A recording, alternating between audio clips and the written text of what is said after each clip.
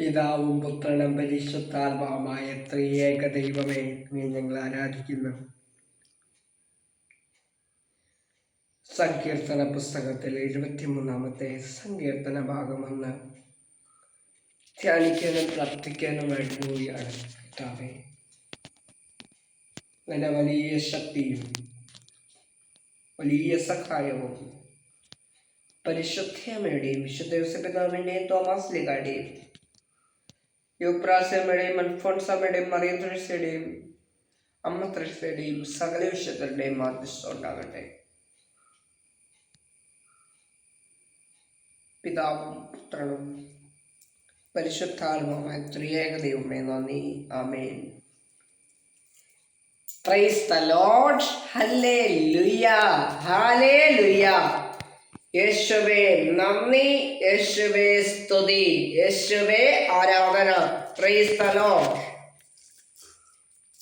പ്രിയപ്പെട്ടവരെ, മെയ് മാസമാണ്. പരിശുദ്ധ അമ്മയെ കുറിച്ച് നമ്മൾ ധ്യാനിക്കുന്ന മാസമാണ്.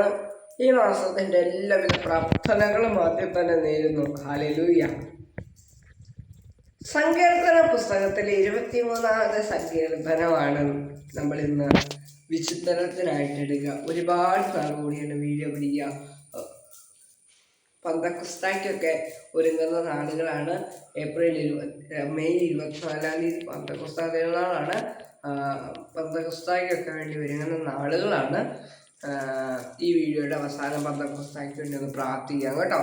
ഇപ്പം നമുക്ക് സങ്കീർത്തനം 23 കേൾക്കാം കേട്ടോ. സങ്കീർത്തന പുസ്തകം അധ്യായം 23, വാക്യങ്ങൾ 1 മുതൽ തിരുവചനങ്ങൾ. കർത്താവാണ് എൻ്റെ ഇടയൻ, എനിക്കൊന്നിനും കുറവുണ്ടാകില്ല. പച്ചയായ പുൽത്തടിയിൽ അവിടുന്ന് എനിക്ക് വിശ്രമം അരുളുന്നു. പ്രശാന്തമായ ജലാശയത്തിലേക്ക് അവിടുന്ന് എന്നെ നയിക്കുന്നു. അവിടുന്ന് എനിക്ക് ഉന്മേഷമരുളുന്നു. തൻ്റെ നാമത്തെ പ്രതി നീതിയുടെ പാതയിൽ അവിടുന്ന് എന്നെ നയിക്കുന്നു.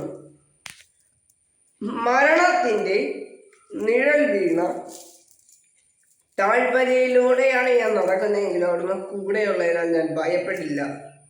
അങ്ങയുടെ ഊന്നുവടിയും തണ്ടുവരി ഉറപ്പേകുന്നു. എൻ്റെ ശത്രുക്കളുടെ മേൽ അവിടുന്ന് എനിക്ക് വിരുന്നൊഴിക്കുന്നു. എൻ്റെ പാനപാത്രം കവിഞ്ഞൊഴുകുന്നു. എൻ്റെ ശിരസ് തൈലം കൊണ്ട് അഭിഷേകം ചെയ്യുന്ന എൻ്റെ പാനപാത്രം കവിഞ്ഞൊഴുകുന്നു. അവിടുത്തെ നന്മയും കരുണയും ജീവിതകാലം മുഴുവൻ എന്നെ അനുഗമിക്കും. കർത്താവിൻ്റെ ആലയത്തിൽ ഞാൻ എന്നേക്കും വസിക്കും. ദൈവത്തിന് സ്തുതി. പ്രിയപ്പെട്ടവരെ, സങ്കീർത്തന പുസ്തകത്തിലെ 23-ാമത്തെ അധ്യായത്തിൻ്റെ 1 മുതലുള്ള തിരുവചനങ്ങളാണല്ലോ നമ്മളിപ്പോൾ കേട്ടത്. ഈ തിരുവചനത്തിൻ്റെ ഒരു വിശുദ്ധീകരണം തരാൻ ഞാൻ ആഗ്രഹിക്കുക.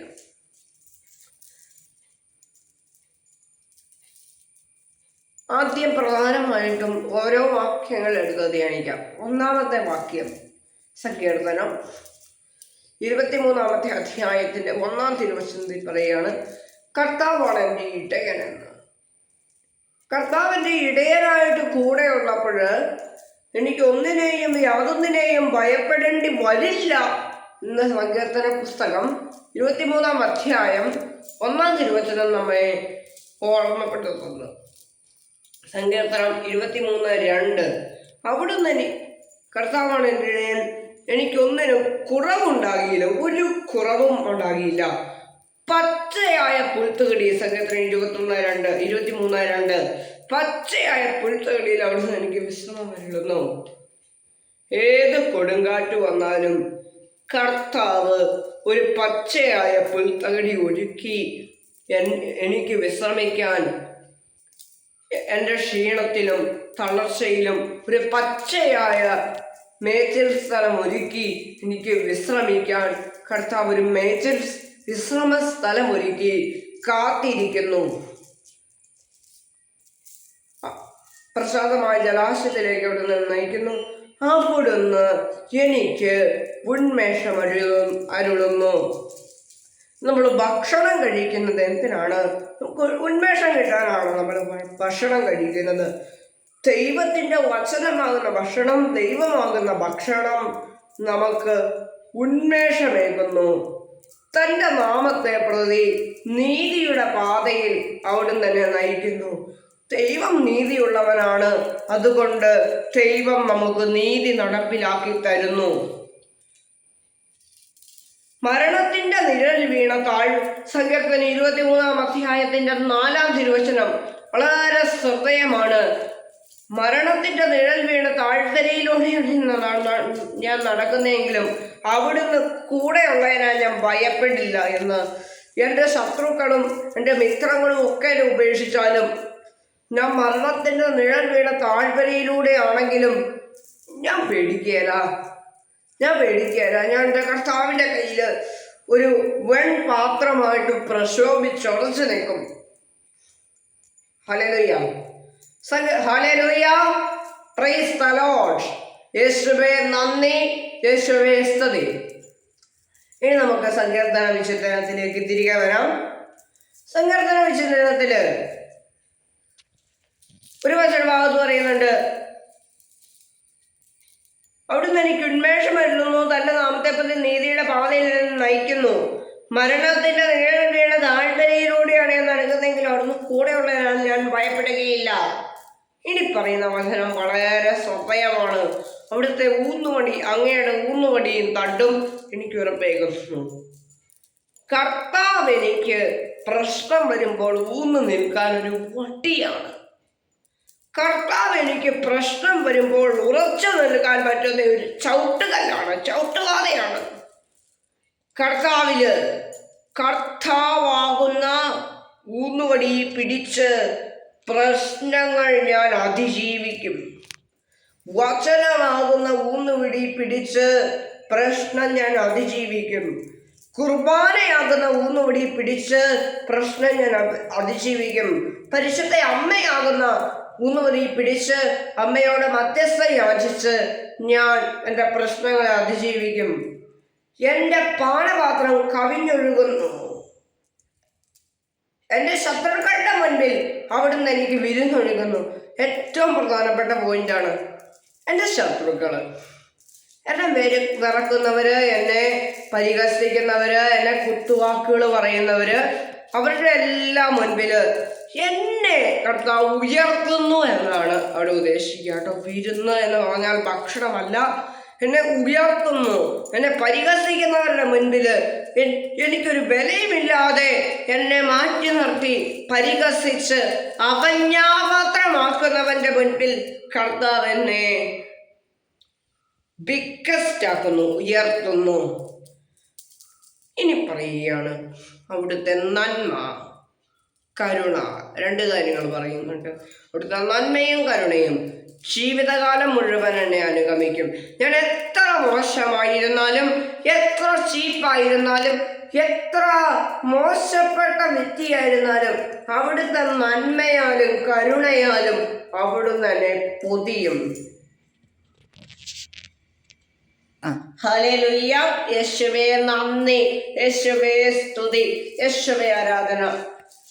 ഒരു വചനം കൂടി പറഞ്ഞ് നമുക്ക് ഈ വാക്യത്തിലെ ഈ 23-ാമത്തെ സങ്കീർത്തനത്തിലെ അവസാനത്തെ വാക്യം കൂടി പറഞ്ഞ് നമുക്കൊന്ന് പ്രാർത്ഥിച്ച് അവസാനിപ്പിക്കാൻ പോകണം.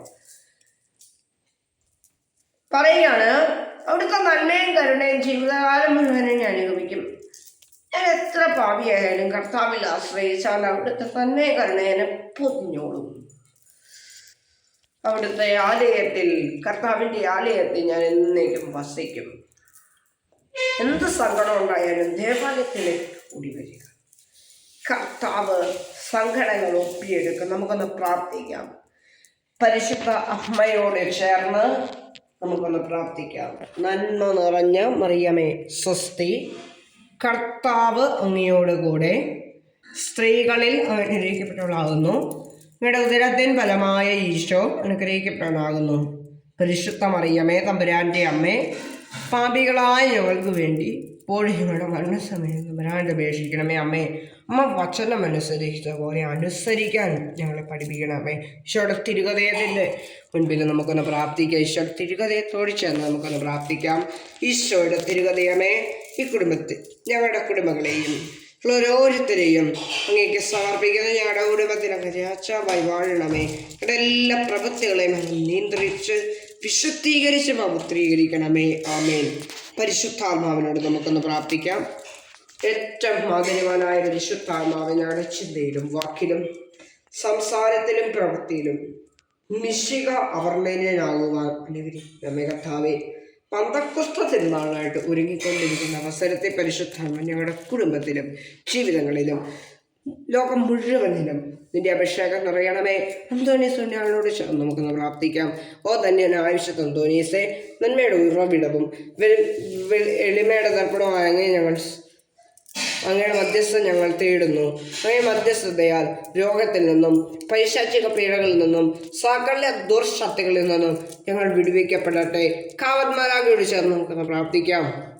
മാലാകെ മാലാകെ എൻ്റെ കാവൽ മാലാകെ, സംരക്ഷയ്ക്കായി ശുശ്രൂഷയ്ക്കായി വേഗം വരേണമേ, കൂടെ നടക്കണമേ. കുരിശിലേക്ക് നോക്കി നമുക്കൊന്ന് പ്രാർത്ഥിക്കാം.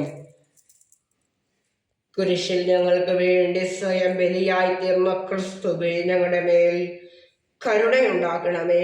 കർത്താവേ, ഞങ്ങൾ ചെയ്തു പോയ അപരാധങ്ങളും പാപങ്ങളും തെറ്റുകളും കുരിശിലെ ഈശോയെ ക്ഷമിക്കണമേ.